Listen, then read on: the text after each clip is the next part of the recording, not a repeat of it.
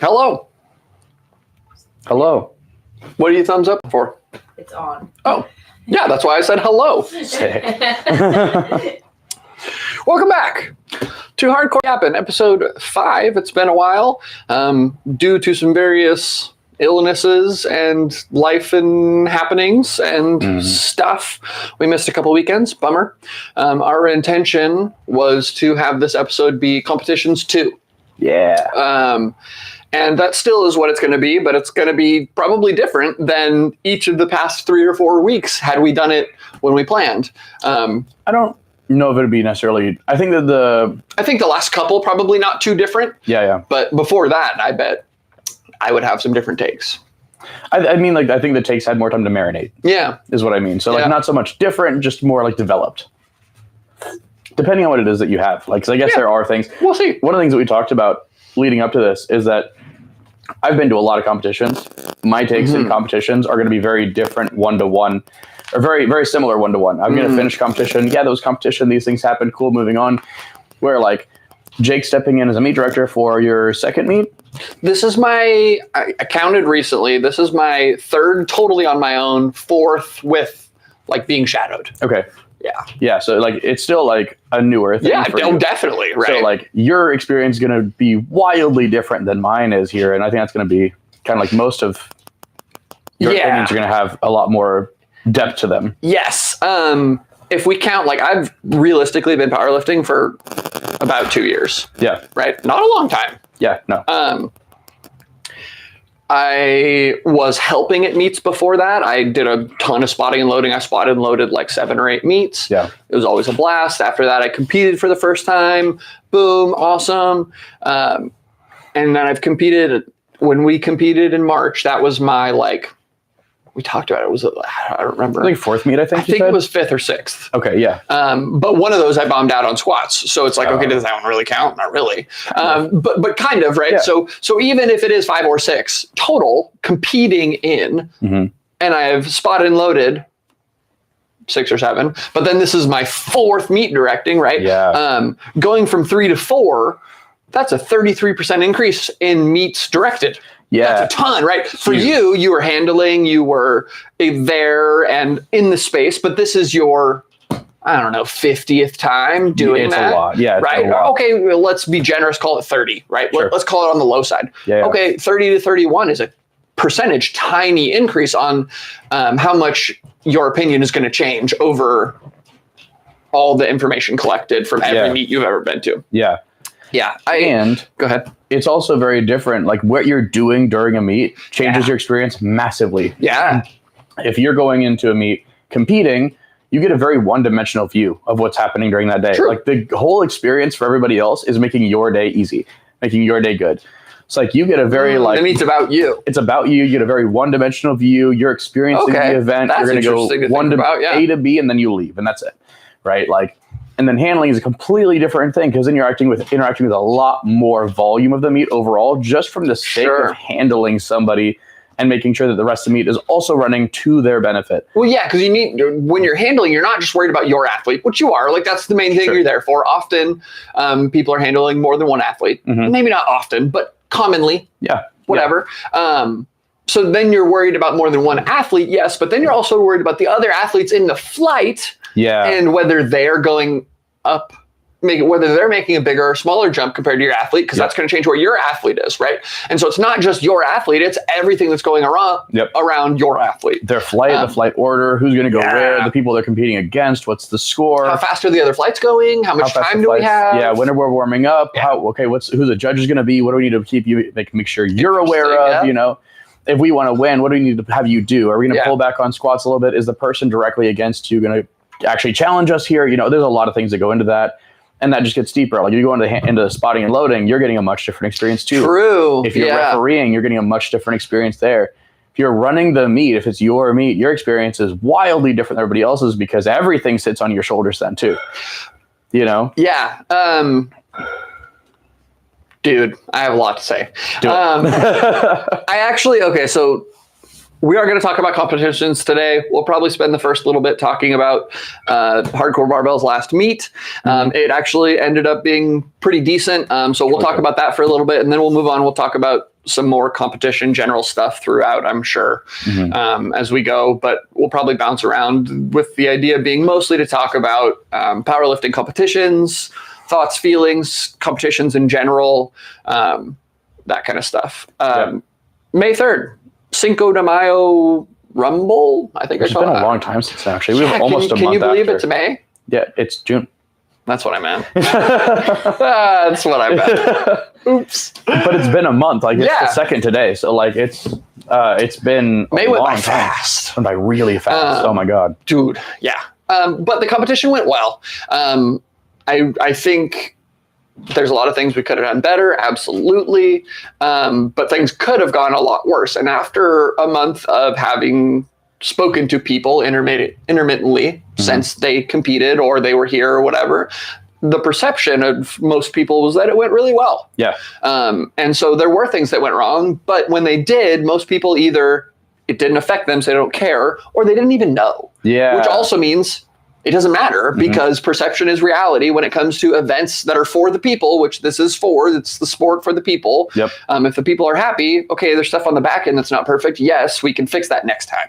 And that can be addressed whenever, though, too, because that's not necessarily something that, like, the athlete experience we were talking about, it's about athlete experience. Yep. When the meet goes wrong enough that an athlete is like, hey, my day got screwed up, like, that's a huge oversight now, because that's not just, oh, the day didn't go as well as it could have. It's now we impacted the way that the athletes had to interact with our experience. But, like, in most cases, that's not going to be true. And if it does happen that way, that's a huge problem. Yeah. That has to be addressed immediately during the day. If it's a back end thing, oh, we could have another screen somewhere. Oh, we could have had another ref. We could have maybe trained our spotters better. We could have done whatever. Like, you know, those things are something you can take care of whenever. It's not necessarily a fault. It's it's like a misdemeanor if we're talking about, like, crimes, you know. That's the first place my head went, you know. Okay, but it's not a poor description. Yeah. You're not going to prison. It's not a felony. Yeah, you're not going to prison. It's a little bit of a fine. Okay, cool. We'll go take care of this later when I get a chance. Gotcha. Exactly. Yeah. Tisk tisk. Yeah, yeah. Anyways, it went pretty well. I'm overall happy with it. I want to get some more refs next time, but that's just tough. It's really hard. It's really hard. Refs are so, and to give, like, background on this too, refs are a pretty limited resource in powerlifting because there's a freaking 4 dozen federations nationwide. Yep. At least. Like, there's hundreds of federations. And all of them have different qualifications, referee specs you have to accomplish, different rules for referees and how they have to interact with the federation. The USBA, which is a meet that was run here on the 3rd, has, I think you need to go to at least 2 meets. You have to do a written and then a practical exam with a judge who is certified to provide practical exams. Yes. And so there's a little bit of a process. Like, it takes a while. So it's not something you can just kind of sit up one day and say, hey, I want to be a ref. Like, or it's not something you can sub in for and say, well, I can referee your meet. Like, you have to actually go through the steps to become a referee. And I was a referee for like 5-6 years or something like that. So, like, I did a lot of meets, and it's always an issue of getting enough referees, no matter where you go. Yeah. So shout out the refs, because the people that do it, you're loved. Competitions. Yeah. Do you want to talk about our competition first? Yeah. Or are you done with that? No, I'm not done with that. This was one thing I do want to touch on is this was my first. Okay, well, that's not totally true. In March, I competed and was coaching. Yeah, yeah. But this was my first competition that I had athletes in a meet I was directing. Yeah.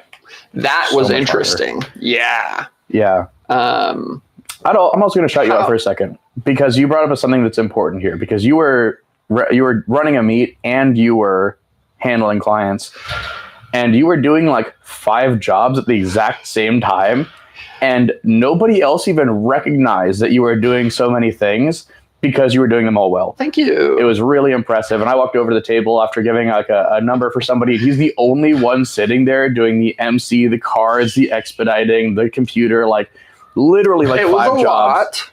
And he did all of them, and it very went well. It went very well. So I'm going to shout you out for that. That Again, was really if you were behind the scenes, you know that things weren't as smooth as they were to the public. Sure. But again, it's the public perception that matters. Absolutely. So I learned a ton of things from this for sure. I definitely am going to go about having athletes in my own competition differently. Yes. And of course, had we had like 2 extra refs, huge difference. I'm not on the mic the whole time. I am warming up with my clients. Yep. I'm like giving more consideration to what their attempts should be, what I want them to be, where they're at, how their head's doing.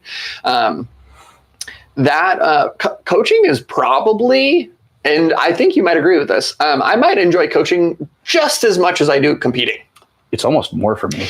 Right? I get more nervous. I get more excited. Like when they hit a lift, like, especially after, like for me, if I had a second attempt, I'm like, that was expeced. I needed to hit that number. That's a bare minimum. Yeah. When my clients hit a second, I'm like, oh, we have range. We can do so much work here. Like, because I'm a very specific style of like attempt selection. Like I want to make a good amount of jumps per attempt because that gives us 1, wiggle room. Okay. 2, it makes it much more competitive if we need to be competitive. If we have a 30-pound range to jump off of, and that's the first jump we made, anybody else in that flight that's making 10, 15-pound jumps, it's going to be like, oh no, you know? Okay, talk to me. What's your, answer me this. What is your ideal finishing, like success percentage? Are you a 9 for 9 guy? If you don't go 9 for 9, you did bad. Is that how you feel? No, and I don't think so either. No, and it depends on the client. Like if we're talking coaching, it depends on the client. It does. If we're talking about me, I really want the highest total I can get. Okay. That means 9 for 9 most of the time. But if I go like 8 for 9, that's cool. Like it's really about, I want to see how much I can do today. Sure. And it depends on the goal for the next meet. Like the next meet really is always what matters for everybody, I feel like. And a lot of people don't pay enough attention to this. If I do a meet, especially right now, usually I'm trying to qualify for something. I'm going to qualify. I'm going to like get some sort of accolades for my next performance somewhere else or whatever. So there's more to consider there. Usually I'm not at a meet this is the end all be all. I need to do my best here. But if we're talking about clients, it's different. I talk to everybody before a meet. Like a week before, I'm like, hey, what's most important to you? Do you want to hit all your numbers? Or do you want to do the most possible weight you can do? Because if you want to do the most possible weight you can do, we're going to push you a little harder on the end of every lift. Yeah. And we're gonna gamble a little bit. I'm going to play a lot more close to what I think you maybe can do than what I know you can do. Yeah, right. So that's really interesting where once you start accepting that as reality or what your goal is, then it stops being as realistic for you to want to be 9 for 9. Yeah, absolutely. Because I think the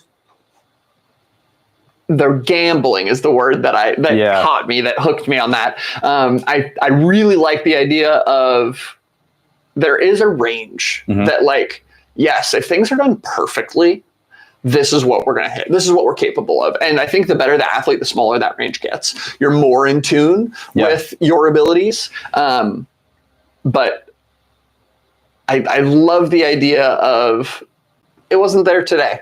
Yeah, we can roll the dice a little bit. Yeah, I think you should, right? I don't think it should be 9 for 9. It's the goal. Yeah, for sure. I'm not saying I want you to fail one. That's weird. That's so counterintuitive. But I think the gambling of I think she can do it or I think he can do it. This is a lot of like very relevant for Jackson actually, who's been on the podcast before. He competed on May 3rd. He did a really great job. I'm gonna kind of go over what he did a little bit. Yeah, and depending on which week we were supposed to do this, he was going to be here, then he wasn't, and now he's not. Which would have been cool to have him here, but like he couldn't make it today, and that's okay. He's got a lot of stuff going on. But Jackson came in, and we've worked really hard on his numbers. And like, we'll talk about a new lifter, right? Yeah, really new. Talk about somebody where their gradient, their band of maybe is very big. Yeah, because Jackson can be very strong or he can be really bad. Yeah. And there's a huge range there. And it's because he's a very like specific body style. Like he needs to move in a very specific way. So we've spent a lot of time trying to figure that out and get him comfortable in a position that makes him strong without making it so hard that to get in that position that he can't do volume with it. Sure. And so he comes in, he's like, I think I could do like a 350, 360 squat. I'm like, okay, let's pump the brakes a little bit. That's a lot. Like he'd only done like 315, maybe 320 once in training at all. And I was like, that's a huge jump past what you've done. And so I was like, I'm thinking like more in that 315, 323 range. Like that's what I'm looking for you. And he's like, well, we'll see on day. I'm like, cool. I love that attitude. Yeah, showed up. He did a phenomenal job. We opened very light, smoked it. We got a second. I was like, all right, do you really want to push for this day and see what we can do? And he's like, I want to see what I can do. And I'm like, cool, we're going to push you a little higher. So I gave him a mid-range. I think it was a 303 jump on the second. Mm-hmm. He opened at 270, something like that, 283, 275, something like that. And smoked it. And I was like, okay, if you want to jump this, we can jump in. This. Yeah. His peak was perfect. It was phenomenal. Nice. And so I was really proud of it, really happy. I was like, we're going to give you 330. That's a good number. That's a good third attempt. And he smoked that one too. And I was like, we probably had 20 pounds. Yeah. Probably did have the 350. We probably did have the 350. And I was like, this is going to be a great day. Yeah. Didn't do one on bench. Got his first one. That's okay. Yeah. It was little things. I think nerves had a lot to play in this one, honestly, for his bench, because he doesn't have as many issues in the gym as he did on the meet day. He was really frustrated about it. The bench is not the end of the world. It's not a huge number that was going to take his total to a different level. Yeah. And we got a deadlift. Deadlift I was really looking forward to, because he'd hit a pretty big PR in training at 440 not too long before the meet, which is planned, it's programmed. I was like, he's going to do this number and it's going to be on I remember he came in that day and he was like, I don't know. He's really nervous. He's like, this is crazy. I don't think I can do that. Yeah. And then I remember the warm-ups were going good. And then we finally put the weight on and he smoked it. And I was like, oh, okay. Yeah, because we did, excuse me. We did, I don't remember his open at all. I think it was like a 385 or something. It was really light. We went up to second one. I want to say 418 or so. And they all went perfectly. And I was like, hey, do you want to just push for this? And he's like, I want to do what I can. Because I was going to give him the 440 originally. Yeah. I wanted the 451, but it was going to be on what he said. If he said, I want to play safe, I want to get my third lift, I was going to give him 440. If it was going to be, I want to see what I could do, it was 451. That was a little bit of a gamble. That's a big enough jump from his absolute max in competition. He has to, or in training, he has to do hook grip. He has to be on commands. He has to be steady enough. At the end of a meet day. At the end of a meet day, he's fatigued. He needs to be steady enough mentally that he's not going to get up to the top, freak out, and throw it back down. Yeah. Jackson does tend to get a little bit emotional. He is an emotional lifter for sure. He's an emotional lifter, and so I wanted to make sure that whatever I gave him at the very end, he was going to be able to mellow himself out enough to stay in competition standard. Yeah. And he smoked it. He did a really good job. He did a little bit of grind on top, but it was exactly perfect third attempt, exactly perfect last deadlift. I was really happy with it. And he's one of those examples where gambling. We did gamble a little bit for his lifts, and that was one of the things that he said, I care about wanting to lift the most weight. Yeah. I don't care about going 9 for 9. I want to hit the most amount of weight. And I was like, cool, we're going to gamble then. We're going to roll some dice. We're going to see what happens. I'm going to give you some attempts I'm not certain of, because I want to give you the opportunity to do that. And with new lifters, especially this matters, because at that point, it's not about, and if this is your first 4 meets, I would say, go in and just have fun. I don't care what numbers you put on. It could be a 135, deadlift if you want. Well, I love this. And I think not a caveat, but a thing I want to touch on is whatever you're confident, right? Don't do something you're not confident in, but if you're confident, you go for it. Have fun, right? And you fail, that's okay. And this, I would say with the same thing with the dice, not necessarily confident if you think it's reasonable. Yes. Reasonable. If you're deadlifting 405 for a couple reps and you're like, I think I could probably do 440. Yeah, give it a shot. Yes. Because worst case scenario, you fail it. It's still within your first 4 meets. You're still very new to competing. And it's really about building the passion that's going to push you through 10 more years of competition at that point than it is about hitting records or breaking numbers or winning your weight class, whatever. Those things come so much later for most people. If ever. For most people, it takes a very long time. One of the guys that was competing with us hit his first state record ever at that meet. He's been competing a while. Yeah. And he's a pretty strong guy, bigger guy, he coaches. And I was very surprised to hear that he'd never had a state record before, because in my head, sometimes you're in a really competitive class, man. Well, when I started, there just wasn't as many power lifters. That's true. You know, so when I started, it's grown a lot. It's grown a ton. And so especially in the Pacific Northwest, the amount of meets have grown, the federations have grown. So I go to meets and I'm like, state records, whatever, not a big deal. And he had never hit one. And he's a big guy. He's strong. He moves a lot of weight. And I was like, oh my God, really? No kidding. That's so shocking. Interesting. Yeah, that was so surprising. But congratulations. I'm really excited for you then. That was a big thing for him. And it took him a while. That's okay to take a while. You really hitting state records is an extraordinary thing for most people. It is. It's cool. It's but it's something that shouldn't be expected. Don't go into meets I'm going to start breaking records right now, because you're probably not. And it's okay. So what's really hard about this is, you will go to meets and there will be tons of state records broken. Tons. Yep. Okay. And that doesn't necessarily mean that those people, what I will say is, had to work as hard as somebody in another class to get those records. It wasn't a competitive record.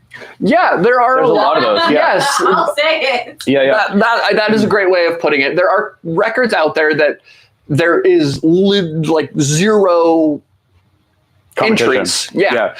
So whatever you do is a record, and that's great. I'm not like it's a huge caveat where somebody like this, who's been lifting for a while, is very strong, can have zero records because there's a lot of other people. There's not a lot of 74 to 75-year-old ladies that weigh 142 pounds. There's just not like that's if you're competing, which is great. I love that so much. Please, like you're just as important. We want you to be here. You're just as important as everybody else, but there's less of you, so there's less likely to be competition for that record.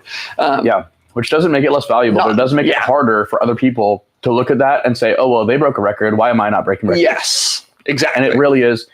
This is one of those things where the sport of powerlifting has to you have to be around it for a little while to understand all the details behind it. It's for a good reason complicated, but yes. There's a lot to it, but it's one of the I've seen people in meets that I've done that are like in more competitive classes that are doing a more competitive age group, whatever, and they'll break a record, and I lifted more than them, and I'm like, hey, what do you mean I didn't break any records today? How is it possible that you did? It can happen. But there's so much range. There's so many classes. There's so many people. We're doing genders. We're doing weights. We're doing ages. There's a lot. And sometimes those people are from Montana, where they have 2 meets in the entire state every 16 years. And even though they're competing in Washington, they're from Montana on their home address. So that's where they break the record, right? And There's a lot. 50 states. Yeah. There's a lot. Yeah.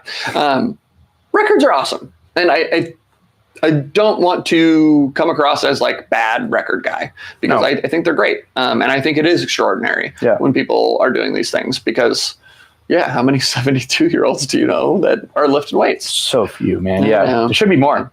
Honestly, but no, but I mean, for the point being made is it's important when you're going just to have fun. And if going and trying that PR attempt that you've been waiting for 6-7 months to hit is what's going to make that event fun for you, do that. Yeah. It's way more important that you enjoy the experience of showing up and doing the thing than walk away with 9 for 9 and be disappointed with what you did at the end of the day. My worst. Dude, I can't imagine. Yeah. My worst fear.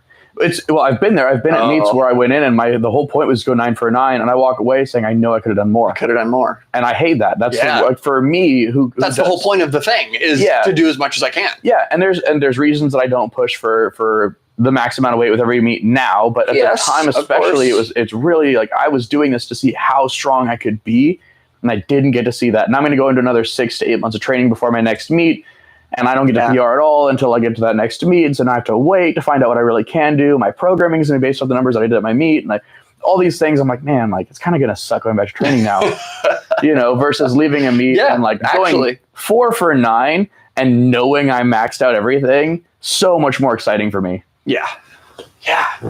Speaking of old ladies that lift, let's talk about Anne, who you handled for me. Thank you so much. Absolutely. She did really well. She did really well. Really, really well. I'm really proud of her. She was a little sick on the day. Yeah, so that was... which, by the way, a ton of people got sick. We got sick. Both of us got sick after that, Yeah, somebody has something. Yeah, probably, I don't know who it was. Maybe it was Anne's. Yeah. Anne. Yeah. Got us all sick. No, this is a fun part of the competition because this is a new thing for me where I handled somebody I did not train with before. And not necessarily coach. I've handled Logan, who I don't coach, but I've handled him at 2 or 3 meets now. I've seen him in the gym all the time. I know what his numbers look like. When I watch him lift, I know what it's going to be like. You coach Anne. Mm-hmm. I see her lift sometimes in the gym. Passing, yeah. But it's volume work most of the time. Yeah, and it's not run-of-the-mill everyday stuff. Exactly. My frame of reference is so small for her. Yeah. And so I was already a little bit nervous. I'm I don't really know what it's going to look like for you to do these things. And Jake gave me attempts and a range and everything, which is great. But she comes in and I was like, cool, you're excited, you're going to have a great time? She's like, I don't feel great. And I was like, oh my God, it's going to be such a tough day. I'm like, let's fix that. What can I do? Like, how do we fix this? Like, we need to get you back to normal. And she did okay. Like, she was doing fine. She managed it very well. For not feeling well, she did amazing. She did a very good job. Yeah, she didn't, like, it really didn't affect her mood either, which is like the most important thing for me when I'm handling somebody. I want you to have a good time. I want you to have fun. My job is to do the stressing and the freaking out and the absolute panic. The numbers and the blah, blah, blah. Your job is to enjoy this experience and have fun. Yeah. She comes in and she did great. She like warmed up great. Everything moved really well. Definitely probably harder than I expected her to, like, or it was harder for her to lift the weights than I expected her to do normally. So you could tell that she wasn't feeling great. Yeah. But overall performed very well. Like, I think I know for sure. I think all the numbers that we were aiming for, we hit. Yeah. I think for sure she PR'd her deadlift. She did. Maybe her bench? She also PR'd her bench. Yes. Yeah. Both in the gym and in competition. Yeah, which is great. Really good. And her squat. All three. Oh, really? I didn't know her squat was PR. That's great. Yeah. Maybe she told me. I forgot. Yeah. But no, everything she did, all of her successful attempts were both gym and platform PRs. I love that. Yeah. She did such a good job. Yeah, for being sick, that's crazy, dude. Yeah, it is. Yeah, she did amazing. I'm stoked. She is thinking about reffing. I heard about that. She told me about it. Really cool. Yeah. Yeah. That'd be great. I mean, she loves the sport. Like, she really, really loves it, which is great. Her husband's in here now. We're doing class. Yeah. 12 weeks. Sign up. It's like a circuit, and it's an hour on Mondays and Wednesdays. You just spend time with 7:30. You just spend time with this beautiful man right here. Yeah, I mean, blow a whistle. Sign up. Yeah. Anyways, her husband's doing that. Yeah. And so that's really fun. I think he has some interest in lifting, which makes cool. sense too, because she was so excited about getting him in here. And with the kind of like, he's an officer, he's a police officer. So I don't know what he does, but for Clark County, he first responder of some sort, I think. Yeah. I know that much, and that's all I really know. But he's got such a high stress job that, like, something where you can come in and like literally just blow off steam. Yeah. So nice. Lifting. Yeah, it's and especially when it's being coached, you just got to come in and you tell me what to do, and I just get mad at weights and I move them, and that's it. That's the end of my day. Yes. I get to leave feeling better. It's so good. I love it. It's so good. I'm really excited for him to be here too, because he looks like. And I noticed this because the first day he came in, he's kind of like, all right, we're gonna do this. His body language has changed. Huge change. For sure. Because I noticed as well. Anne mentioned they went out and got some new gym clothes for him. Mm-hmm. She was really upset about what he wore the first time, which is hilarious. Yes. And he came in like brand new gym. He came in excited. Yeah, it's Jim, right? Oh, that was confusing. Yeah, his name is Jim. Yeah. Jim in the gym. But he came in like he was smiling, he was excited, he looked like lit up, like he was having a good time. Seeing him in a couple of hours too, so we'll see if he still feels that way. I think he will. Maybe they're on vacation. Maybe I just made that up. I think that because Ann told me she wasn't going to be here right now. Totally made that up. Probably not. Yeah. Let's talk about competitions. Do it. What else do I want to talk about? As far as I don't think I have too much more to say about May specifically. There's a bunch more things to touch on. I had a couple more athletes. Margaret and Doug both did great. Yes, they did. Right? Yeah, they did. Had fantastic meets. Margaret had platform and gym PRs on everything but bench. Oh, that's great. Doug had a couple platform PRs as well. Good. Both did amazing. Yay. Yeah. The last competitor I had was Chris, who also blew people away with his super narrow stance squat. That surprises everybody, but he PR'd his squat. Good. He he lifted 214.5, which was a PR for him. He's a little kid too. Yeah. For our third attempt, we loaded 220. We loaded 100 kg, and I was like, come on. And he got it. Yeah. But he got red lighted for, I think his foot moved or something. Oh my God, those are the worst too. Yeah. But it's there, which is amazing. Yeah. If your foot moves, it still kind of counts. Like, right? I'm going to count it for you. Like, it doesn't have to go on the board. Like, but okay. It's not because he broke all his own state records from last comp that he did. Got a kid. Yeah. There you go. He weighs like $123. He's tiny. It's a really small guy. Tiny. Yeah. I was gonna say, I remember him being in my weight class, and I was like, oh, there's a kid in my weight class. Yeah. He's like towering over me still. He's like 5'6" or 5'7", maybe 5'8". He's a not like short guy, but he's really skinny. Really, he's super lean. I was like 10 for the last time I weighed under 100. I know, right? Pounds, dude, oh my God. I can't. Oh, God. Yeah. He did great too. His deadlift didn't go as well as we wanted. We were hoping for the 330. We didn't quite get there. I think we ended with like a 303 or something. Yeah. All good. Other than that, the competition went well. Yeah. Happy. Something I think is worth noting for just people watching is the USPA for the first time this year started doing tested and non-tested competitions in the same meet. Yeah. So you can have people that are choosing not to get drug tested with people who are choosing to get drug tested. Which feels weird. I don't know if it is weird because that's the same thing that I like it a lot. I like it a lot, actually, yeah. When like PLU is doing that right now, and I think it's such a huge benefit to the federation and to the lifters. For me, like when I go to wise? Kind of convenience, but also like entertainment. Think of it as a spectator. Yes, exactly. Yeah. That, and your meets are going to fill up more. You're going to get more competitors. You also, like, for me, if I go to a drug tested meet, I'm like, okay, we're going to see what's going to happen. Like, this is going to be okay. The range for what I'm expecting to see is a lot smaller. Sure. I'm excited for you guys. I want you to do well, but like, cool. But big number, cool. I mean, it's true. Cool. Like there's definitely truth to that. Yeah, absolutely. So like when you go to a mixed competition now, I get to root for people that are maybe not at the same amount of weight being lifted. And I get to be excited for you guys too. You're setting PRs, you're doing your thirds. It's going to be great. It's going to be really big. But I also get the personal satisfaction as a spectator of watching somebody just do something insane. I hadn't thought about it like that. It's certainly convenient. Right. Super convenient.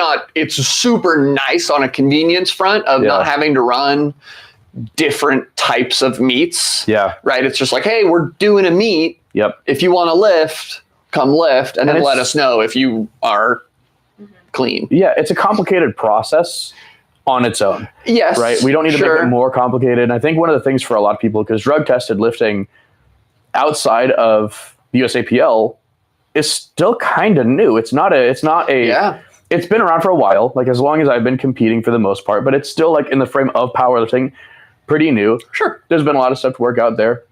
And the USPA for a while said if you were going to, like, it had drug tested, non-tested, and then they were like, oh, we need to differentiate what it's going to be in the title. So they started saying, well, now you have to say drug tested in the title before the title of the meet. And you had to say like non-tested, so on and so forth, whatever. So this makes it a lot more simple. You can just go to a meet. Just a meet. Yeah. Go to a meet, click a bubble, you're done. Yeah. And it makes it way easier for everybody. I feel it definitely on the back end changes some things for sure and whatever. Yeah. But in general, I do think it's a win. Yeah. I'm a big fan of this. So that's nice that I don't have to worry about that. Our next meet I'm looking at like late September, early October. Yep. Date isn't official yet. Looking for somewhere in that range. And then I'm really considering doing one at the end of the year too, or maybe even January, beginning of the year. January makes more sense with like an October meet. Gives people some time. Yeah. I don't know yet. Soon. Yeah. I think it would be probably a mistake to not do more than 2 a year. Oh, absolutely agree. Yeah. I think there's a want for more than that. So huge. And that's another thing for reference here is our gym here is in a very unique space because nobody really hosts meets anywhere for like, I would say at least an hour drive, maybe even a 2 hour drive north or south from here. Because the closest meet I know that's south is Sisters or Lincoln City. Yeah. And the closest meet that I know in north is in like, what is that city called? Auburn. Yeah, Auburn would be the closest one. That's about as close. Regular, right? There are other like pop-up ones, sure. But every now and again. But like if you're talking about I want to plan for a meet, this is really the only gym that's going to be anywhere near the Portland metro area within reasonable range, Yeah. Yeah. Which is nice. So super good. More competitors, good. Mm-hmm. But another thing that I wanted to talk about that is competition related, but not to powerlifting. I want to talk about Hardcore Halloween, third annual. I love Hardcore Halloween. So Me too. So when you got here, we were chatting with Jess, who's a hardcore gym member and super helpful. And she put up the sign on the wall. Great. Amazing. Love Jess. She's super cool. Yep. She is heavily invested in this project that apparently she is. Yeah. Yeah. I had no idea how into it she was, which, hey, I'm into it too. I'm really excited, but I wanted to talk about it because earlier is better. Yep. And getting help and getting people on board is going to be super helpful for this. So Hardcore Halloween for the past 2 years has been very small. Yeah. And it has been not really competitive. Year one was more strength-based. We did wagon wheel deadlift. We did leg press for reps. Like we did some stuff, okay? Sure. And then we did pumpkin chucking, and it was sick. That'd be fun. Yeah. Pumpkin chucking was super fun. They didn't break the way I wanted. Yeah, I expected like harder. A splat. Yeah. No, but we did them for distance. Anyways, I have we have like 200 feet of plastic wrap. Anyways. Nice, good. Yeah, it was great. Yeah.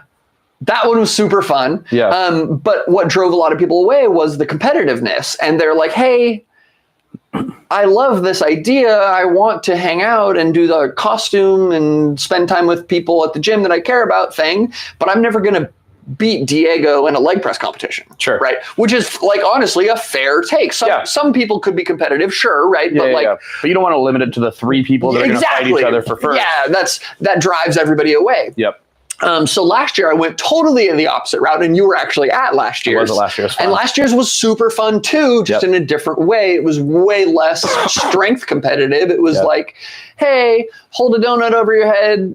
It's hanging by a string. Eat it. Yep. Or like blindfolded, hold a weight, tell me how much it weighs. Really good. Which was a good one, and that one might come back. That might make that was a really fun And then we did like a farmer's carry with an egg on a spoon, and it was great. Yeah. But it wasn't really like strength competitive. No, it was almost like skill based. Yes. And so I think those games are great, and I want to keep lighthearted, less strength competitive games involved. Yeah. Because that's fun and that's more accessible to a bunch of people. Yeah.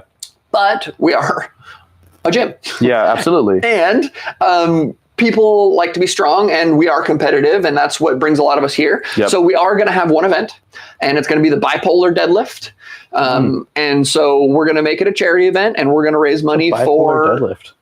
I haven't told you about this yet. I don't think you told me about this. Oh my gosh, you're in for it. Okay, so a couple things that I want to point out. October is International Mental Health Awareness Month. Love that. Yes, me too. Mental health is real, and it is a battle for a lot of us every day. And so I want to raise some money for some charity. I would love to be able to announce which one right now, but I have not come to an agreement with anybody yet. Sure. Or picked one, I should say, whatever.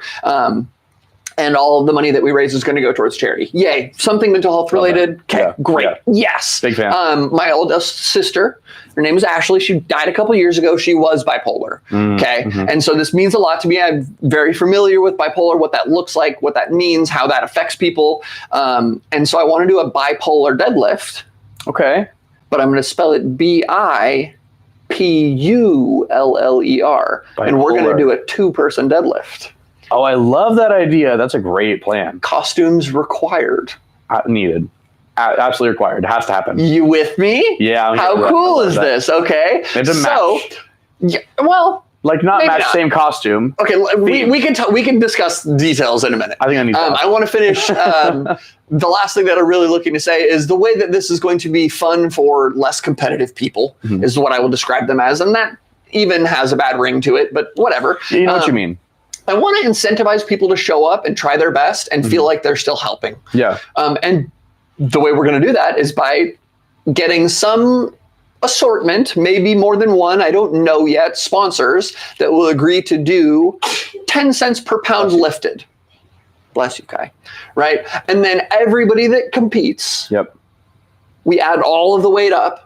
And then that's how much gets donated. Yep. And maybe we'll do 4 sponsors that all do 10 cents. Maybe we'll do 1 sponsor that does $1, right? Something crazy. Yeah. So I still need to do some math and figure out what a reasonable amount of lifters looks like. Am I going to cap it? Are we doing 15 people? Are we doing 100 people? Like, what does this look like? A lot of the details aren't set in stone yet, but it's going to be really fun. Yeah. I think Hardcore Halloween 3 is going to be way better than 1 and 2. Agree. And that's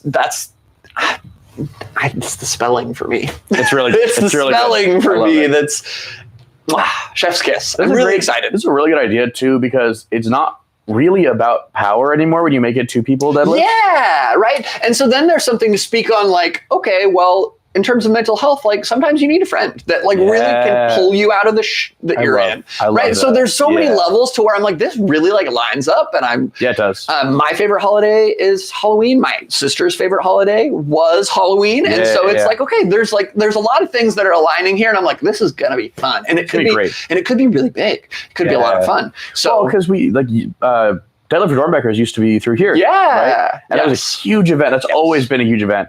And this is a very similar idea with something that I kind of feel like, I don't want to say more, but it's a very real issue that needs to be addressed in the Pacific Northwest, especially. Yeah, seasonal depression is very real, dude. Like, I don't know if you've read any studies on this kind of stuff, but it's like the weather has a vitamin D specifically. Yeah, There's absolutely. a huge amount to do with. Well, even that, but that's been a discussion in the Pacific Northwest for years about as far as like policy goes, that the mental health support from government aid is extremely small and almost neglected in the Pacific Northwest. Like across the area, there's really not any resources for people who are suffering with those kinds of things that is actually viable for most people in this area. Yeah. So like taking the step to initiate, we're going to do something about that anyway. Charity. It's huge. It's really give good. Some money to that. The money will go to a good place. Yeah. Again, I don't have a charity picked out. I'm not like married to one or another yet. I'm still doing a lot of research. I'm looking into all these things, but I think it's a great way to raise some money. Agree. And find a good place for it to go and have some fun doing it. Cause I would love to see Peach and Daisy deadlifting next to each other or I don't know, ham and cheese. Anything. Ham and cheese is a good cause. That would be great. Oh my God, like, I think that I think videos of this is going to be hilarious. And then on top of that, we raise some good money. And then not everybody feels like they need to win to be like, providing something. It's every pound we lift, it matters, right? Yeah, if you're doing 135, you're still providing money for that charity. Right, X amount of money, great. Like you showed up, you did your best, and that's great. In the future, it might look different. I think there's a world where we get athletes to get their own pledges and get their own sponsors. And there's plenty of examples of like walkathons that do that kind of stuff. And that's great. I think there's a world where we could do that in the future. And I don't know about this year. I don't have as much of the know-how that I would want, but I think even for like lifters, that's a big step to go out to like, and that's putting a lot of individual pressure. Yeah. Where most people just want to show up and do a thing. Yeah. And I think that if you've done it before and you can say, hey, we did this last year, it's a lot easier to introduce a concept like that. Say, hey, we did this last year. We donated this much amount of money for these people. It's really great effects. We did this and this and this. This is how much I lifted. Yeah. That's much easier to go off of than like, hey, my gym's doing this thing. Do you want to give me money for an indescribable amount of money for right now? Yeah. You know what I mean? That's one of the things I'm doing is figuring out like, okay, one, we're going to need a mammoth bar. Yeah. You're just not going to. Could do on the PR bar. Maybe. I don't know. So again, there's so many details that need to be ironed out because if some strong people show up and we have some decent teams, people are going to be lifting over 1,000 pounds. Oh yeah. Like pretty easily. Oh yeah. And so if we have a list of people that show up, that's going to be so going to a sponsor and saying, hey, it could be $500. It could be 10,000. You okay with that? Yeah. Right. Yeah. And so I need to do a bunch of math on like, okay, what's realistic for a person or a group of people to lift. I would even just say we could cap it, because if we donate, like, let's say it's $10,000. That would be amazing. Right. But let's say like if you go to like sponsor and you say, hey, I want to do this thing, like, would you be comfortable with sponsoring for possibly up to this amount? Oh, that could be great too, because then we could have like a vial and fill it as we go. Oh, that's a good idea. It's like, hey, we could maximally donate this much amount and help us get there. That's one of those things too. Like you can, if you have the vial, let's say it's digital, you can visually watch that. That's cool. There's an idea there for sure. That'd be cool. This is still coming together if you couldn't tell. But we're several months away. And so I think it's important that we start talking about the ideas and what we want it to look like and how to go about this. This is kind of a cool part of competitions as a video too, as a podcast, because the competition community in strength sports is so much more than just competing on like a platform too. Like most gyms that are invested in their people are going to put on events, and those events are going to have some sort of strength competitions involved as well. Almost always. Yeah. Almost always. Because that's what we all share as a community. We're competitive. We like to show up and do the thing. We always like to pick up heavy thing and make it look like it's not heavy, and then make somebody else do it too. So like it's really cool to see the dichotomy of like what that is, because on a like more community level, where it's like it's not necessarily about how much weight you're lifting, it's about maybe like the skill portion of it, or like what else can you do while you're lifting it or whatever. It's kind of cool, and like things that that strength sports do to benefit the other rest of the community is really interesting, because that's always been a thing for powerlifting too. There's a lot of charities that exist that benefit significantly from strength sport events. So it's really cool to see that other end of it too, and something that we're doing at Hardcore to engage with that side of the community too. Yeah, I'm really excited about it. I think we can get a pretty decent turnout. Yeah. I don't anticipate it will be huge, but it doesn't need to be huge. The first a little time. Bigger than last year will be great. Yeah. Right. Well, the first one, if it's not huge, they say we make like $2,000 or $1,000, right? Other people are going to come to us later. Yeah. Like sponsors will come to us later and say, "Hey, we want to be part of this too," because if it exists, it's different now. Build it and they will come. Exactly. Yeah. It's a lot different when it doesn't exist. You say it's the same idea, business proposal. If you go to a bank and say, "Hey, I want a loan for this idea that I have, it's going to be great." They're like, "Well, have you done anything with it?" You say, "No." They're like, I don't know if I want to do that. Yeah. Hey, I did this thing for the last 10 years. It's been really successful. I want to get more money. Can you help me make it better? Yeah. Very different, There's a tangible, okay, well, let me see the numbers. How is it done? What have you, blah, blah, blah, blah, blah, blah, blah. Yeah, for sure. I'm stoked about that. That's really the next thing on my radar. We have a powerlifting meet coming up before that, yes, and I'm looking to get that finalized and get that going. But 2-person deadlift. What do you think? What do you think is like reasonable? So much weight. So much weight. That was so they're both pretty strong people, but a couple owners of a gym that doesn't exist anymore in like Hillsboro put up like an 800-pound deadlift together, and one of them is like 5'2". Yeah, so like and one of them was lifting around like 650, 660 at the time. Okay. Other one was probably pulling around like 450 or so. Okay, so he did his half. Yeah. Interesting, but that's really it's a lot of skill. It's being really in sync. It's practicing. That's part of it because they're very different heights. And so half of it was one of them would pull early, one of them pull late, and that was a little bit wonky, and they couldn't get it up. One of them, and like the height difference mattered. So like one of them had to pull a little slower than the other one to make it work right. Funny. It's a lot of like teamwork and developing the movement as a unit more than it is about outputting the most amount of force. Well, you can't it's so much more than how strong are we. Exactly. Yeah. You can't just throw weights up and be like, I did it, cool. Like you have to be in sequence with the other person too, more than just being strong. Yeah. It's really cool. But a lot of weight, though. Like, really. Yeah, a lot of weight. Be for sure. I was starting to think about it. I was like, where are we even going to do it? Like, let's say you get, like, Brian Gifford and, like, Sean Boyle together. Because they're buddies. Yeah. And they love doing stuff like this. Yeah. And 2,500 pounds. 3,000 pounds, dude. Like, crazy. Because they're both really strong. Like, they're both around 1,000 individually. Like, I think Brian's pulling around 8 and something right now. And, 8 and change. Sean Sumo just did a 903, which I think was a competition PR for him, which is crazy. Really, really cool. He's been competing for 20-something years, something too, and he's still hitting PRs. Is crazy. Unreal. But so those two guys together, like freaking insane amount of weight. Yeah. Insane. I don't know. I think it just could be a lot of fun. It'd be a ton of fun. Yeah. It'd be so much fun. I love the idea. I think it's great. Costumes I told are great. You about this already. The costumes is the best part for me. It's so good. Yeah, it'll be good. I'm really excited about this now, actually. Good, me too. Yeah. Competitions. I recently came to a verbal agreement with an athlete who just won a bodybuilding competition at 41.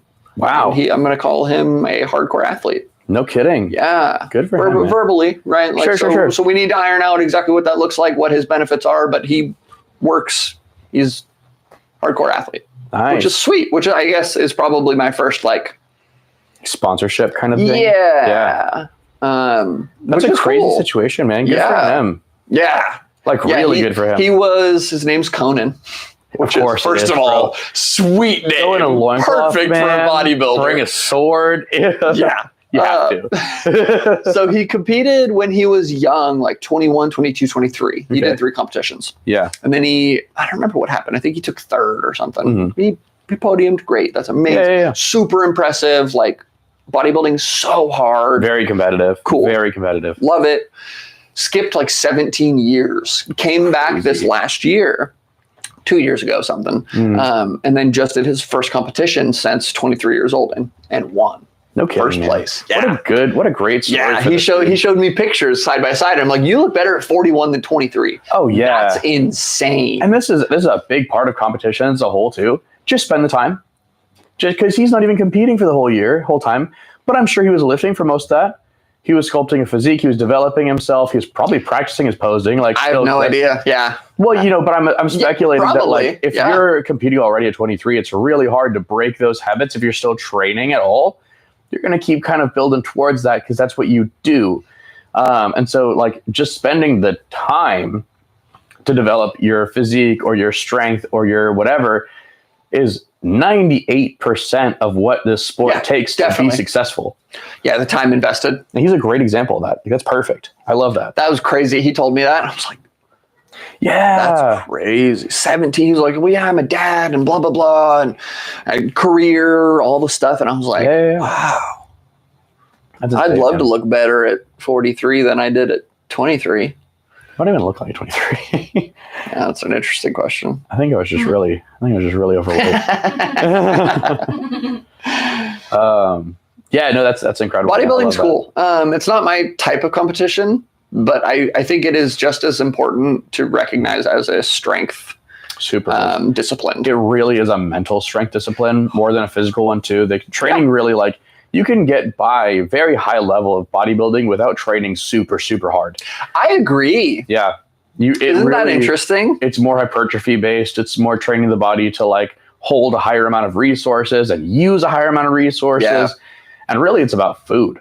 Like your job is in the kitchen. So much of bodybuilding is in the kitchen. Your job is when you're not hungry, doesn't matter, eat food. When you are hungry, doesn't matter, don't touch it. Yeah.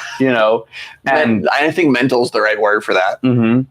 It's really tough, but it's tough in a different way than a lot of strength sports are. Like strongman, powerlifting, even CrossFit is very much like do the thing, do it again. Even when you're tired, do it. Even you're tired, do it again, make it better.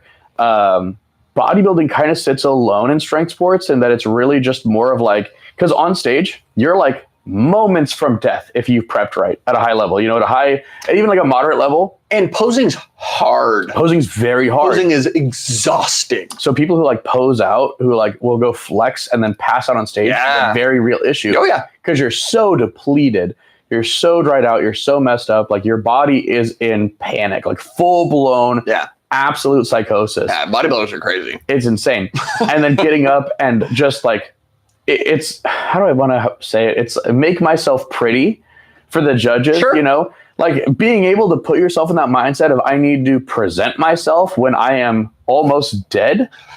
So hard. That's crazy. It's a weird idea, cool. Man. I've gotten down like pretty dangerously dehydrated for meets before, but like I would never been able to pose. Somebody's like, all right, flex, right? I'll fight you. Dude, I'll punch you instead. Let's talk about in March, right? Because we did the whole weight loss thing, and then we took you to a 24-hour or something sauna, and like I can't imagine being like, all right, let's go put you on stage now. Yeah. Go put on a Speedo and show off. You were dead, like ghostly, barely there. Like,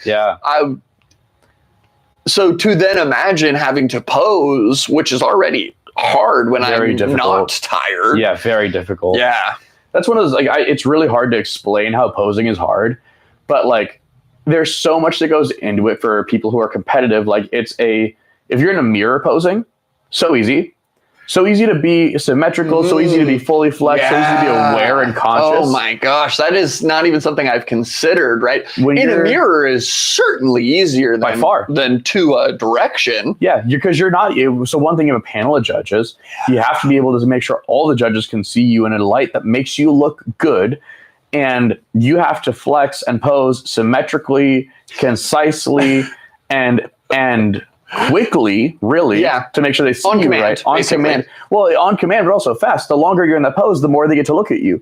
If you take 10 seconds setting up the pose and you're only in that pose for a second, you're not going to get looked at the same way the guy who's been there in that position the whole time is going to be, Yeah. Because if front of bicep, you pop up, you're like, cool.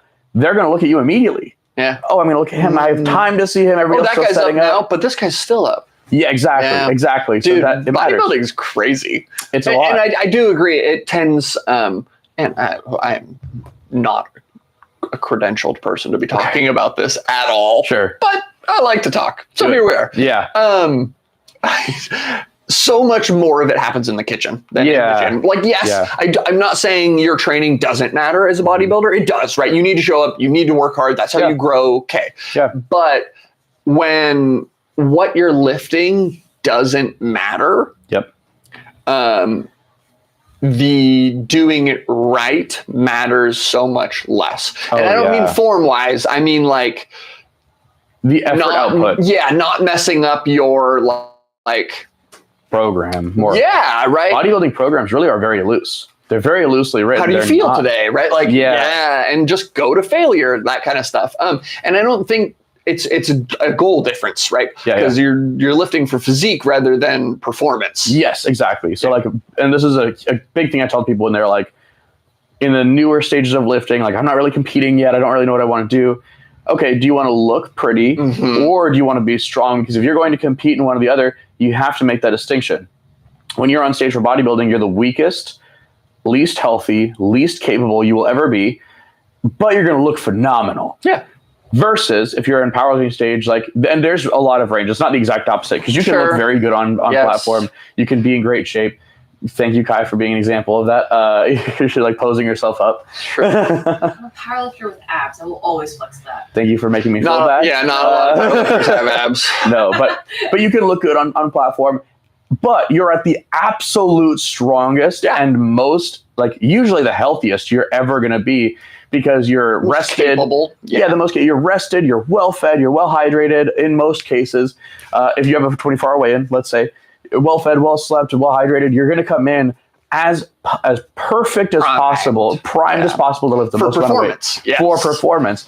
So the response you're going to get is very different. The sensation of the show day, very different. Because we're optimizing for performance versus aesthetic. Yeah. And everything you do in the gym changes, or it doesn't change, but you have to look at all the little things in the gym more. Whereas with bodybuilding, you're doing that, but in the kitchen, you're like, okay, am I getting all of my macronutrients? Yes. Okay. Am I getting all of my micronutrients? Oh, actually, we're getting like 10% too much iron. Let's cut back to here and there, right? Like there's really, really minute things that powerlifters will talk about and do in their workouts, or even strongman, whatever, that bodybuilders like CBA, because it doesn't matter. They do that kind of optimization in the kitchen. One of the things I think is really cool about this, and I think is really fun, is we have a really great example that he used to train here, actually, Ben Pollock, who transitioned and took the powerlifter mentality of training into bodybuilding.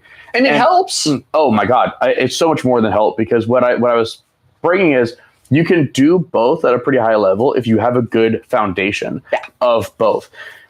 His food is perfect. His like everything in the kitchen was perfect, but he regimented every single portion of his workout. He's like, I'm going to start doing this movement. I'm going to do it to this range for this many reps, this hard. I'm going to take a 10-second rest, and I'm going to go do the next thing. And I'm going to do it at this tempo, at this weight, for this many reps and this many sets. And he progressively loaded accessories. He progressively loaded his compounds. He progressively set up his rest time. Like every single detail of the moment he was in the gym was a strict schedule. Yeah, don't try to talk to him when he's here. No. And so but he took that and he got like 130 pounds bigger in a year. He made more progress than any bodybuilder. I've muscle on his head. He's huge. Like I'm not joking. If you've seen, he's bald. Yeah. And there's like muscle wrinkles on his head. Yep. Because he's muscular. Dude. Like he was Ben Pollock. Yeah, I don't know if you know him. He hasn't competed in a long time. He hasn't either one, here. actually. Yeah, he hasn't been here in a long time either. No, he moved out a while ago. Yeah. Ben Pollock was like the guy I like worshipped in powerlifting when I first started. He was brilliant. He's very, very smart. He's very educated. He's really, really good. He has like 2 all-time world record totals, and I think 181 and 198. I don't know if they still stand right now because it's insanely competitive classes, but he was phenomenal. Yeah. And I watched his videos on repeat for weeks on end to study. And and he taught me so much. But then he like moved out to the area during his bodybuilding phase, and just like he went from being like a standing like I want to say like 205, 220, 181, 198, right? Blew up. Yeah, when I met him, the first time I saw him, he was like 265. At least, At least. He was walking around like 280 for a while. I think he even got bigger than that for a minute. Like he was huge and always lean. He never got like fat or big. He was always lean. Yeah. If you are not part of bodybuilding community, you would say he's stage ready. You know, if you haven't seen Stage Ready in person, he looks like he's going to go compete every day of the week. Yeah. Oh my gosh. Yeah. Yeah. Shout out, Ben. Like, for sure, not Stage Ready if you're like around, he's not dry, but he's very lean. He's in great shape, huge, well-rounded, well-shaped, phenomenal. Yeah. He's a great example of that because they are compatible. They just don't, like, you're not going to compete in bodybuilding and then next weekend do a powerlifting show or vice versa. That's never going to be a thing. The training is too long term. Yeah, the principles work for both so long as you know where your end point is. Yeah. You know? I agree. Yeah. Competitions are fun. I think that's probably strongman and powerlifting feel like they're coming to a head, and that strongman, it feels like it's coming closer to powerlifting over time. Sure. Okay, explain that one. With things being more and more systematized and regulated, and having weights different for different people, so this is something that I was talking to Jim about. Jim is our massage guy. I love Jim. Shout out Jim Riddle. Call him Pirate Jim. That's a good name for him. Kai, can you do me a favor? Is that Karsa barking? Can you check on her? Thank you. And we were chatting about strongman, and his issue is like people really complaining about weights and, well, this is too heavy for me. Well, that's too light. Well, we should do this. And he's like, well, dude, if you wanted to pick your weights, go powerlift. 100%. Like, 100%. And I get that. And I have noticed it does feel more and more systematized, more and more samey. I would say this is on a local level. Maybe. And it's kind of exclusive there because once you've left a local competition, people are competing or expecting to compete the way that strongman works. So like nationals, like what is it, like United States Strongest Man or whatever it is. I don't know the name exactly. You know you're going in, what the weights are going to be set at. Yeah. That's what you're going to do. Yeah. And that's just like the hardest strongman. Like that's always been what it is. It's always, hey, this is a thing that's heavy. Can you do it more than me? You know, like that's really all it is. Yeah. Or can you go faster with heavier weight than I can? You know, I love relays. The idea of building speed into strength. It's so fun. It's interesting. And I there's a whole conversation to be had about, okay, is that strength? I don't know. But it makes the competition so interesting. Well, it opens up a lot of range because athleticism counts now. Yeah. And that's a big deal. Yeah. And I think that's part, like strongman. Strength. Yeah, for sure. Absolutely. Strongman is a safer CrossFit. Ooh. And they were so similar. But strongman doesn't use a barbell so much. Like they're not doing pull-ups. They're not doing like Olympic lifting. But the style of competition is very similar. There's a weight loaded. You go do it. Or this is how many reps you need. Or how fast is your time. Or how fast your time. Very similar. Okay. And so like athleticism gets to play a part in a sport that is meant for big, strong people. Not I want to be in the best shape. It's I want to be the strongest I can be, and I want to do more of this than that guy can.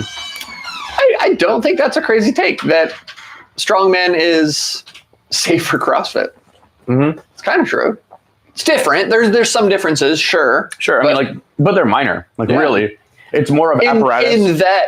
In that it is, okay, how many times can you do the thing? Yep. Or how fast can you do the thing? Yep. Right? Whereas powerlifting is like, okay, give me the number, you get 3 tries, blah, blah, blah. And then bodybuilding is obviously so vastly different. Bodybuilding really sits in its own world. Yeah, it's genuinely its own thing. It is a strength sport, but it is so unlike the others. Yeah. Really more akin to like pageantry, honestly. It's a strength pageant. I would even say so much so that there's a fitness category for women. Strength pageant. Category the bikini category is so different than like, what do they call it? What's the one above that? Wellness? But figure, wellness, and bikini all look the same. They do Thank you. Yes. And like no, that, it hurts my heart because I want to do bodybuilding. Yes. But if you go from women's bodybuilding to women's physique and put wellness, bikini, figure, and the one other one all in the same thing, fitness. You can bear it. Okay, no, fitness does look different. Fitness is but different. The 3 of those, they barely look any different. And it's just because the girls pop off, guy. Sorry, I just feel so passionate about this because it's the women's versus the men's sports bullshit all over again. Wellness and bikini are very different, just not so much in the United States because wellness has only existed for the past like 5 years here. Okay, but they're bullshit. I agree. They're bullshit. Women's bodybuilding should be more like physique. It should be about muscles. Exactly. Like, why the fuck am I gonna walk in a straight line, being all tight? It is. Swirling my ass. Like, that's so stupid. It is pageantry. That's all bikini is. That is all. Totally agree. There's no posing in bikini. Nope. I watched the competition. There's a little bit of posing in bikini. No, there is none. There's 4. I think pageantry is the right word. The walk, and that is it. There's a front and back pose. There's no front and back. That's wellness and figure. No, there's a front and back in bikini too. No, there isn't. I watched a real-time I've never been to one. There is none. I've done like I've watched like posing practices for bikini competitions. Like there's more than 1-2 poses. I'm telling you, it's mostly. I don't know. It's so. Either way, I think we all agree it is a little silly. I think strength pageant is a disservice to bodybuilding, right? Because there are women bodybuilders and there are men bodybuilders, right? Yeah. And that is so different, right? It is about, okay, these are my muscles. I worked hard on working them and developing them. That comes in with this. Yes. Right. But that's what it is, right? It's not about what do I look like to the judges. It's, okay, how does my physique, we care about. Mm-hmm. It is about what you look like to the judges. It is subjective support. There's a scoring card. There's a scoring card, and it can be, but if you're saying, are you more conditioned than that person without a caliper scale or a DEXA scan, you can't tell. You look more conditioned to me. I'm going to give you points. Yeah. You look bigger than me. I'm going to give you more points. You look more symmetrical than me. So it is a pageant scale. It's a perspective of a judge saying, yeah, you did a better job of presenting yourself to me. Only for men, though. I disagree with that. I think that it's for both. In women's, they only check for conditioning and leanness and physique and bodybuilding. Because if you're too lean and conditioned in bikini, wellness, or figure, you lose. That's true. Also part of like classic or like men's physique. Also, like you don't want to be super dry in classic physique because it's an appearance that you're looking for. There is a big difference between men's bodybuilding and men's physique. Same with women's bodybuilding and women's physique. Yeah, absolutely. But the wellness and figure bikini bullshit is so dumb. Well, men's physique is the women's bikini. They're the same thing. It is you're expected to build only. Physique, they're the same thing. Well, there is no men's physique. It's open, classic, and men's physique. So men's. Did I say that right? Nah. I said that right. Okay. No, you did not. Open is. Yeah. I said it wrong. Okay. Open bodybuilding is get as big, get as big as possible, be bigger and better conditioned than everybody else. Classic is about shape and posing, and then men's physique is only upper body and you wear board shorts. And so so that is the equivalent of women's bikini. It's the exact same thing. Build only this part of your body. You're going to have your posing is only centered around that part of your body. We're going to judge that part of your body, nothing else, and then we're going to see how you do. I don't know, man. Bodybuilding's whack. Bodybuilding's a lot. Bodybuilding's weird. Men's physique was built around the same thing that built women's bikini. Mm-hmm. It's we want a masculine male physique that focuses on the appeal of a masculine body. The metaphor I'll use, I guess, is like sumo deadlifting. Okay, it's within the rules, right? Yeah, and so you're going to do whatever you can to win, and there's nothing wrong with that, right? Yeah. Like there's absolutely nothing wrong with going and getting a boob job if you want to win a competition because it's going to help, right? Because it matters. Shape. Yep.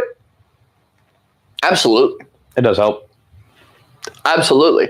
So it's I hate women's sports. It's within the rules. It's going to help you. It could give you a competitive advantage, and okay, maybe it can't, maybe it shouldn't, whatever, right? Shouldn't, but like the shape is the whole point of all bodybuilding sports is what are you shaping? And if the person deciding doesn't know the difference other than their perception, which is subjective. It could also be subconscious. I don't know. It's whack. It's super whack. I totally agree, but it's within the rules, right? And so that's my equivalent of like, okay, do whatever you can within the rules to win. If your goal is to win and you're not breaking any rules, okay, cool. Do your thing. Bodybuilding competition's always been a little bit like that. Always, because you can watch Pumping Iron, and it's very similar. Lou's in the background with Arnold, and Arnold's just throwing heat at him and his dad. the whole time. He's like, oh, I'm so much bigger than you. I'm so much better than you. You're never going to win this competition. You just shouldn't even have shown up. In the background, making noise, making him feel bad, making him feel small. That was Arnold's whole game. And he is like highly regarded as the best of all time. It's always been about, let me try to edge you out in anything I can do. Not necessarily, it's not like people who come in like fighting sports are a lot about, I want you to come in your best shape and fight me in your best shape. Yeah. Not that. It's never been that. It's been, I want to win at any cost. That's always been bodybuilding. And that's just like, that's a strength sport thing. I think powerlifting is a little different, but I want to win. Whatever else happens is fine. Yeah. I mean, well, the problem with psychological warfare in powerlifting is really what you're going to wish for then is like an injury. And that's fucked up, right? It's like super that's bad. Super messed up. Whereas you could just miss it. Sure. Yes, absolutely. But with bodybuilding, if you are demoralizing somebody, that can actually have a physical effect on your posture. Yeah. Right. Yeah. Like absolutely. Yeah. And so I think that remains true for powerlifting, but it's all like, okay, well now we're risking injury, and that feels different. I would compare that more to like a jury. And my coach actually told me a story about this where he was at a meet, and at the time there was no rules on who you could or could not approach the jury for. And so if somebody got a white light on a lift, you could go dispute that and say they should have gotten a red. So if I'm coaching Jim Jones or whatever, and Jim misses his third, and we're like, okay, well, we're winning unless he gets the other guy, Marshall gets his third attempt. Yes. Marshall gets his third. I take videos of it, and I go take the jury, and I'm like, hey, no, he shouldn't have this lift. Yeah. And I dispute it, and he gets a take. Yeah, that's messed up, man.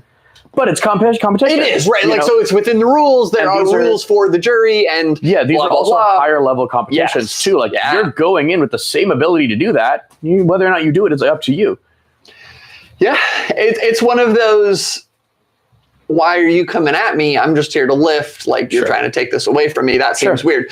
But as a competitor who's trying to win, yeah, absolutely. And bigger meets have like money on the line. There's accolades. A lot of the big meets are where you get sponsorships from. Yeah. Oh, yeah. Winning those meets. That's where like Chad Penson and like God, I don't know what year anymore, but Chad Penson won the Kern, I think one of the last Kerns actually. And, or was it the Pro? God, it's been so many things. Anyway, Chad Penson won with the biggest meet in the world. And he instantly went up like hundreds of thousands of followers overnight. Yep. And that is huge amount of revenue coming in for that, sponsorship opportunities. Like, there's massive responses off of this. So if I go to a meet that has that kind of, I would say, like risk reward ratio, I'm gonna run my chances. Everything I can. I'm gonna do whatever I can to win that meet. Absolutely. Understandably. Absolutely. I think everybody understands that point of view. Yeah. Yeah. And that's where it comes from at the end of the day. Like, that's all the things that people do that might seem like, oh, that's wrong, you shouldn't do that. It's about we all love doing this. Almost none of us make money doing it, even in bodybuilding. That's you're making a violently small amount of money. Yeah. If I can present myself, usually massively hemorrhaging money. Absolutely, especially for bodybuilding too. Yeah. Oh my God. So like, if you can go in and I'm going to do this one thing that maybe isn't the best thing, maybe isn't as fair as possible, but this is going to change my whole life and I get to live my life doing what I love forever. Is that wrong?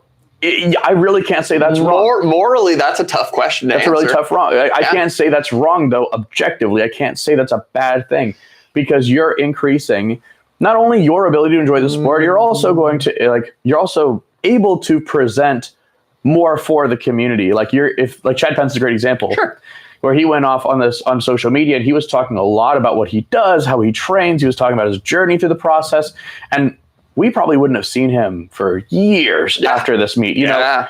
And like, he got a huge opportunity to present more positivity into the community afterwards because of that. And he didn't do anything wrong. I'm not using an example. So let's make this clear. Chad did nothing like this. We're not. No. Chad is a great These are unconnected. Yeah, he's very, very strong. But he won a huge meet, and so he's a good example of somebody who blew up because he won a huge meet. Yeah. And so like, he's a good example of this, where he took that opportunity to put out positivity, to help the community, to provide services for people, and to give back. Where had he gotten there by getting like one of John Hack's squats red lighted, is the heart of the competition, or is it the result of the competition? Yeah. What matters more then?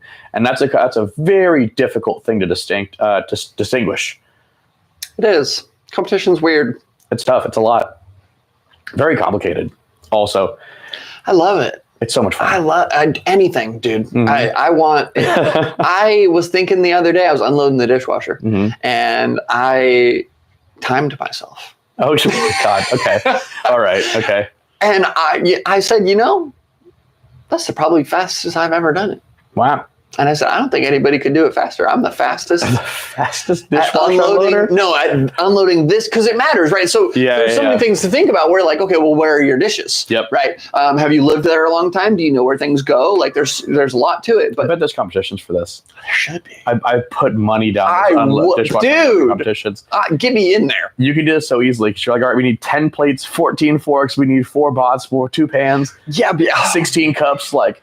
You have to like a specified amount of information. How much time do they get to spend in the kitchen before we start the clock? 10 seconds. Wow. I'm thinking like 20. Well, you don't need that many. Open the cabinets, 30. Open the dishwasher. Cool, I'm done. Yeah. I'm ready. Do it. Go. Start the clock. I think it'd be so fun. It'd be really cool. It'd actually be really fun, I think. I'm so competitive. It's a problem. I'm super competitive. This got me sitting here like measuring out my kitchen, like the distance in my head from the kitchen to like the silverware drawer to the dishwasher. You have to be careful. One time I left an extra cabinet open for speed. Mm-hmm. Yes. And I bent over to get something out of the dishwasher and I stood up. And it's a dangerous sport, man. It is. Dishwashing is a contact sport. It's a contact sport. Head to cupboard. Yeah. It's really like kind of riskier than football. I don't have any padding on. You kidding me? I don't have a helmet. No helmet. I don't wear one at home anymore. Okay. Okay. Is there anything else you would like to talk about regarding competitions? This is our second episode with talking about competitiveness, powerlifting, just the whole strength, competition stuff in general. And we touched on a lot. We didn't touch on everything we could have, but I'm sure we will revisit competitions in another couple weeks or a month or whatever. But for sure. Any final thoughts? Be thankful people are putting on meets. Like, be thankful people putting on meets and people who are participating in putting on that meet. Spotters and loaders, your referee, your meet directors, give them some sort of thanks, please. Like, it's such a hard thing to do for everybody. Referees walk out of that building exhausted because they're sitting in a chair for like 12 hours just pressing a button. And they're volunteers. They're volunteers. 99 times out of 100, they're a volunteer, and they're doing this on the weekend because it's all competitions or always powerliftings are always on the weekend, and it's your entire Saturday. Yep. And probably, depending on where you live, how far away you live, right? There's not that many refs in the Portland, Vancouver area. Yep. Why? Because there's not a lot of meets. We just talked about that. Yep. So they're probably traveling. Yep. And so they might need to stay in a hotel, or they're getting up really early to drive here. Yep. To get here when we start, and then they have to drive home after sitting in a chair. Like, being a ref no money for that. Yeah. Yeah. And so I love to compensate people. Like, I love that. That's so much, but it's hard to do. And so the more that we can support these people, the more that the sport grows and people are going to be happy. Yeah. Be thankful for the refs. The spotters and loaders lift thousands of times more weights than everybody else in the day. Oh my gosh. Be thankful for them. Be thankful for them to save your life, because you will need it at some point. If you're squatting a max squat, you're not going to get every single one of them. You're going to miss a few. And those people are who are going to have your back and make sure that you are safe at the end of the day. Can't do it without them. You can't do it without them. There are competitions like in the very beginning where you loaded your own weights. That's crazy. You had to be part of the loading process because there were just not enough people present to put on a meet like we have right now. Which is great. Incredible. Awesome. It's incredible. But those people deserve, like... It's a privilege, and that person's doing a huge service for you. Also usually volunteer. Sometimes they're paid. Always. Depends. But it depends a lot, but like they're so often like overlooked in meets, especially. And that's also like a 6 to 8 hour job. Yep. You're here all day long. They're always pouring sweat. And those people are doing it just because they want to help. Yep. And they depend, how fast your meet goes is their responsibility. It is their entire job. If you're having me go really fast, give them some credit. They deserve it. They're pushing themselves to go faster for you. One thing I saw at a meet a while ago that I really have been meaning to implement at hardcore meets is a tip jar. I love that idea. For spotters and loaders. I love that idea. Right? I love that. And then they just split it at the end of the day. Yeah. Whatever. Yeah. Cool. I really wish I had come up with something prior to this last meet, but I was a little busy. And so maybe at the next one, because I think they really deserve like something. They're usually some of the most passionate people too. Yeah. And like the refs are always rooting you on, right? Like there are very few refs that want you to fail. They do exist, but they're very, very rare. Yep. But they are by rule unable to express any sort of excitement towards you. You're not supposed to. You're supposed to be completely unbiased. You do not cheer anybody on. You don't get excited for anybody. You let them do their thing and you give them a light and you walk away. Your spotters and loaders will cheer for you all the time. Yeah. They get so excited. They're so amped. Like it's not that hard to give them like a thank you or like shake their hand or something at the end of the day. Like it's such an easy thing because they are doing so much work to give you the best day possible. And they're invested in you, even if you don't even know who they are. Nope. And your meet director. Yeah, and your meet director. If people don't understand how much work it takes to put on a meet, it's months of planning. It's a lot of like working with your federation to get things sanctioned. It's a lot of organizing. The biggest space. thing is volunteers. Yeah. It's just, oh man, quick shout out to all the volunteers out there that say they're going to do something and then do it. Yeah. Yeah. And I get it. Life happens. Sure. There are totally acceptable reasons for you to bail. Yep. Got it. Absolutely. And I really don't want to think anybody I'm singling out here because I'm not. Actually, people always have good reason. Like, awesome. Sure. But people that say they're going to do something and then do it, shout out you. You're 100%. My people. 100%. Yeah, there's a lot that goes on the back end of these meets. And especially in your first couple meets, it's really easy to kind of just go in, oh, I did this thing and this happened. Nobody's out to get you, first of all. If you missed a lift, you probably did something wrong. True. Still thank your refs. Like, even if you're pissed off, you should go thank your referees. They're there because they want to be. Let them know that you're appreciative of their time. Like, even if you got a red light, most of them do not want to give it to you. No.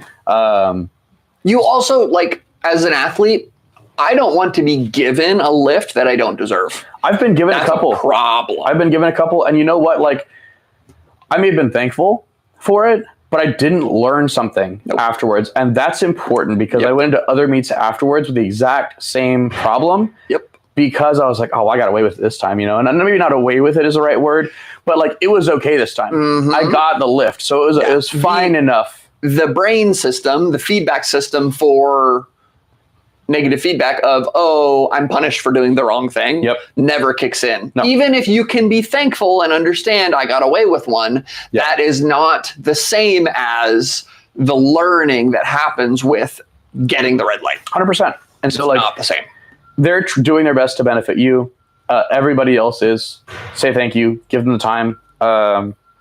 Understand that you're not the only person to meet also is cool because a lot of people get stuck in, it's my day. You're sharing that day with like 60 other people. Please remember that. And just kind of like try to be a good person while you're there. Like just be part of the positive community. Everybody wants to have a good time. Everybody's trying to do their best. Let everybody do their best. The powerlifting community is generally great.